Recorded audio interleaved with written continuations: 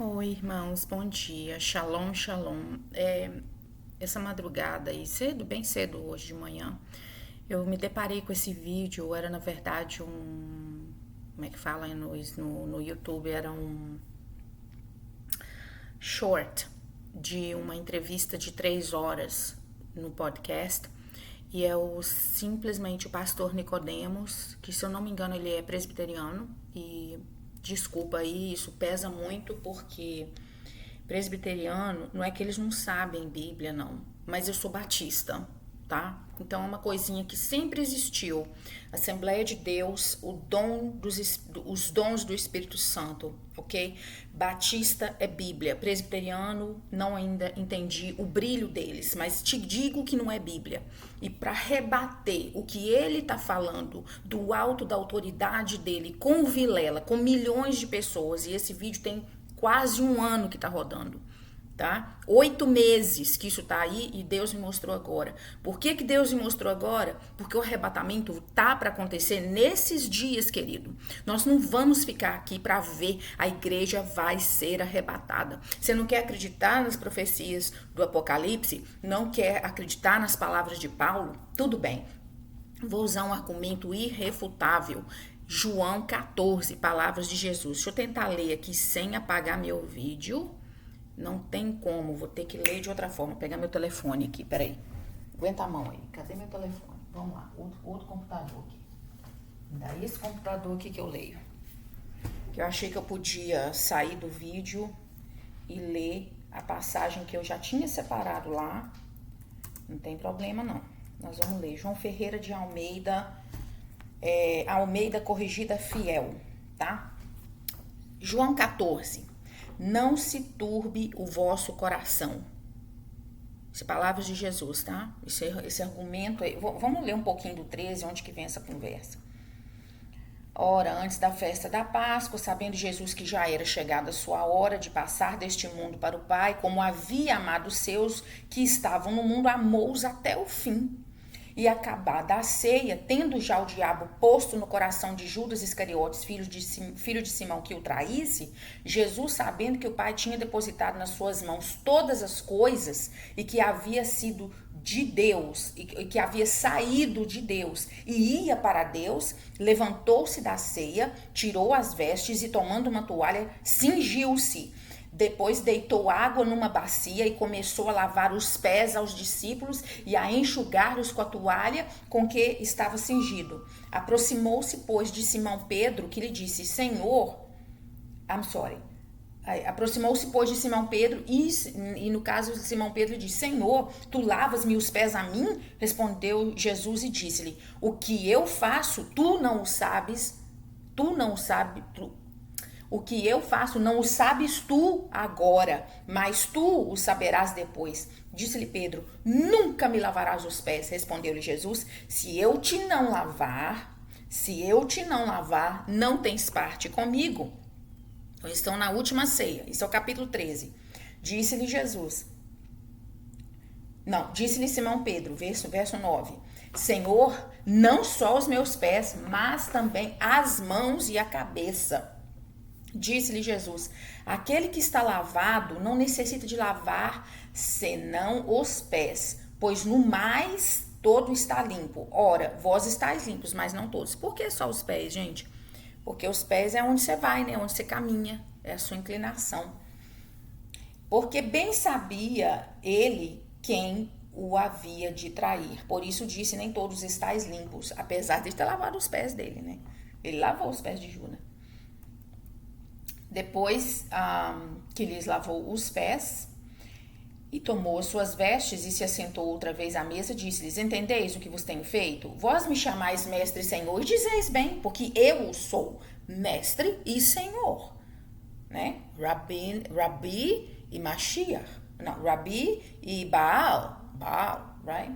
Ora, se eu, senhor e mestre, vos lavei os pés, vós deveis também lavar os pés uns aos outros, porque eu vos dei o exemplo para que, como eu vos fiz, façais vós também. Jesus está falando do que, gente? Isso é uma despedida. Ele está falando, bye bye, I'm gone, I'm done here. Porque eu vos dei o exemplo para que, como eu vos fiz, façais vós também. Na verdade vos digo, então no verso 16, que não é o servo maior do que o seu senhor, nem o enviado maior do que aquele que o enviou. Se sabeis estas coisas, bem-aventurados sois se as fizerdes. Ou seja, ele está falando aqui o seguinte: vocês são meus empregados, eu sou o Senhor e eu estou te dando exemplo. Ai de você sair por aí nesse mundo como pastor, como líder de ovelhas e começar a não lavar os pés das ovelhas. Quando um pastor vira para você e fala não vai ter arrebatamento, ele não está lavando seus pés, ele não está deixando você se purificar, entendeu? Esse é o problema. Não é só a questão de crer ou não crer, de ficar debatendo doutrina e escatologia, mas o problema é o que afeta na vida de quem ouve. Ah, se o arrebatamento nunca vai acontecer, qual a urgência da minha mudança? Qual a urgência? Nenhuma. Você sabe, então, na verdade, no 16, vos digo que não é o servo maior do que o seu senhor, nem o enviado maior do que aquele que o enviou. Se sabeis estas coisas, bem-aventurados sois se as fizerdes. Não falo de todos vós, eu bem sei os que tenho escolhido, mas para que se cumpra a escritura, o que come o pão comigo levantou contra mim o seu calcanhar. Gente, e contra o que Jesus está falando é levantar o calcanhar contra Jesus, contra a igreja amada. A igreja santa não vai passar tribulação, a igreja santa vai ter diferença. Vai ter diferença, gente, não tem como. Eu vou explicar por que eu sei disso. Desde agora vou-lo digo, antes que aconteça, para que quando acontecer, acrediteis que eu sou. Do que ele está falando?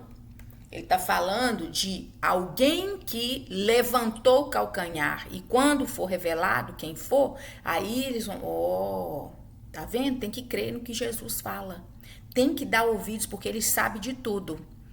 Ele sabe de tudo que o Espírito revela para ele, o Espírito está nele, é ele, é tudo. Né? E tudo ali se revela, nada fica escondido.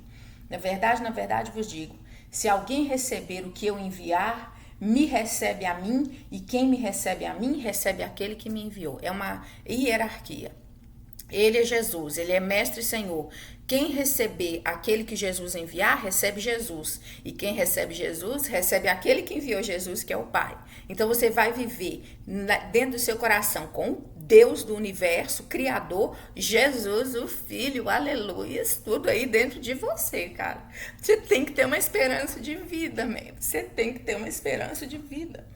Tendo Jesus dito isto, turbou-se em espírito e afirmou, dizendo, na verdade vos digo que um de vós me há de trair. Gente, como a traição dói, gente, como dói. Ele ainda está falando disso. Então os discípulos olhavam uns para os outros, duvidando de quem ele falava. Não é possível. Né? Quem de nós?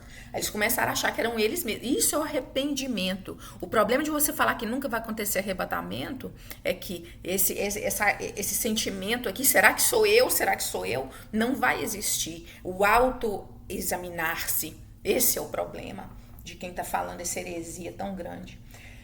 Então os discípulos olhavam uns para os outros, duvidando de quem ele falava. Ora, um de seus discípulos, aquele a quem Jesus amava, no caso é João, estava reclinado no seio de Jesus. Então Simão Pedro fez sinal a este para que perguntasse quem era aquele de quem ele falava. E inclinando-se, para quem tem intimidade com Jesus, Jesus revela as coisas, porque ele sempre ia para o monte com Pedro, Tiago e João. Tá? Então por isso que Pedro falou com João, pergunta a ele quem é. E ele pegou e falou. Então você pensa bem, ai de quem tá falando que arrebatamento não vai acontecer. Meu Deus do céu, meu pai. Então Simão Pedro fez sinal a este para que perguntasse. E a resposta do Nicodemos é tão confusa, porque ele diz o seguinte, ele diz que não vai ter arrebatamento oculto. Quem tá falando de arrebatamento oculto? Arrebatamento vai ser uma coisa tão visível, tocadas trombetas, os mortos em Cristo ressuscitando primeiro, não vai ter nada oculto. Aí depois ele começa a falar que é o Paulo que falou. Quer dizer que o que o Paulo fala não é verdade? Ou verdade é metade do que ele fala e depois não é? Gente, essa confusão do Novo Testamento é uma razão, porque eu nem tenho Novo Testamento. Mas só que Jesus, que ele me escolheu, não fui eu que escolhi ele me tirou do judaísmo ortodoxo. Então eu posso até não ter Novo Testamento em casa, mas eu tenho ele aqui e eu tenho ele aqui. E eu sei que aquilo ali é verdade, embora foi escrito em grego, tá? Então eu acho engraçado um pastor cristão que não teve nada a ver com judaísmo, nenhum trauma histórico sobre as origens do Novo Testamento, vir aqui e falar que o que Paulo falou a gente não deve levar em consideração. Ele confunde a resposta. Você não sabe se ele está falando do arrebatamento oculto, que eu nunca ouvi falar na minha vida, arrebatamento oculto, nunca vai ser oculto, ninguém está falando nada de arrebatamento oculto. E aí, daí a pouco, ele começa a falar contra o arrebatamento que todo mundo está falando, que é o arrebatamento de ser livre da tribulação, pré-tribulação, o arrebatamento pré-tribulacionista. Ele é muito confuso na resposta dele. Ou seja, aquela pessoa que não conhece Jesus, não tem Espírito Santo para revelar, não tem sede da palavra, não conhece e não entende o que lê na Bíblia, vai ficar assim, nossa, eu vou escutar esse cara. Poxa, esse cara sabe muita coisa. E vai ficar tranquilo e vai achar que é por aí. Nada a ver. Então, olha lá. Então, Simão Pedro, verso 24, capítulo 13. Então, gente, isso vai terminar logo nos 4 versículos ali do capítulo 14. Hang in there. Ok? Então, um de seus discípulos, aquele a quem Jesus amava, estava reclinado no seio de Jesus. Então, Simão Pedro fez sinal a este para que perguntasse quem era aquele de quem falava. E, inclinando-se ele sobre o peito de Jesus, disse-lhe, Senhor, quem é? Jesus respondeu, é aquele a quem eu der o bocado molhado. E molhando o bocado, o pão dentro do vinho, o deu a Judas Iscariote, filho de Simão. E após o bocado, ele comeu aquilo, entrou nele Satanás. Disse, pois, Jesus, o que fazes, faze-o depressa.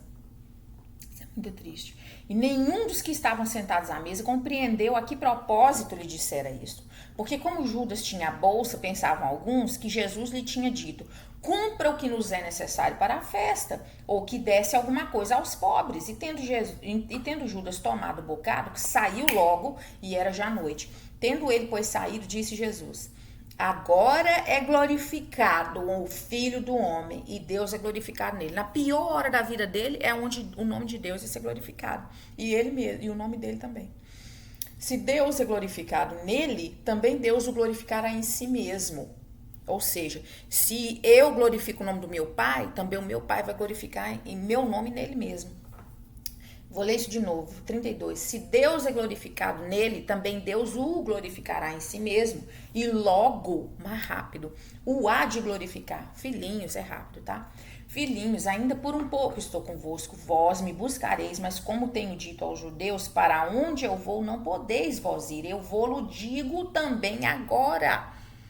Ele disse para os judeus e está dizendo para os discípulos, gente, eu estou indo, vocês não vão poder vir atrás de mim.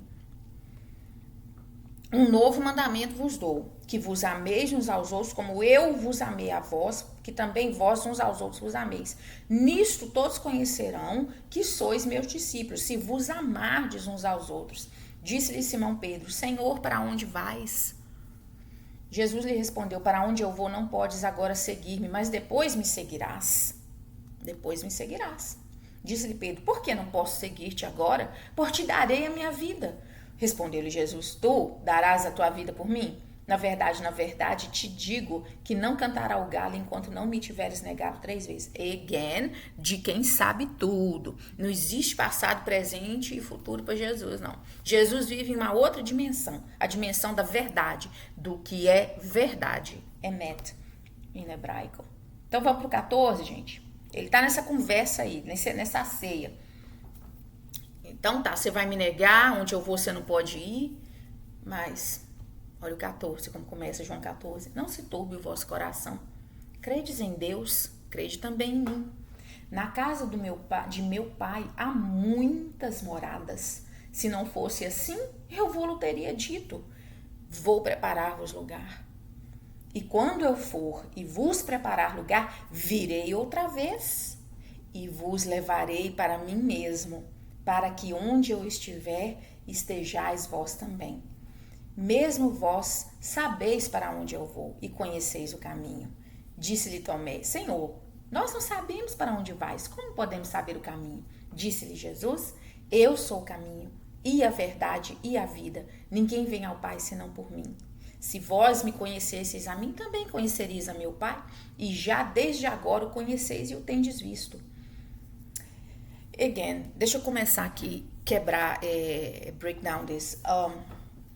Na casa do meu pai há muitas moradas, ou seja, eu tô indo pra lá agora. Vocês não podem ir, mas depois vocês vão. E se lá não tivesse casa para todo mundo, eu não ia prometer coisas. Eu ia falar, gente, não tem para todo mundo. É 100 habitações para bilhões de pessoas, não. Ele falou que tem muitas moradas e ele tá preparando, ele vai preparar esse lugar. Depois ele vai voltar. Eu virei e virei outra vez e vos levarei para mim mesmo, para onde eu estiver, aonde eu tô indo agora, vocês também vão estar comigo.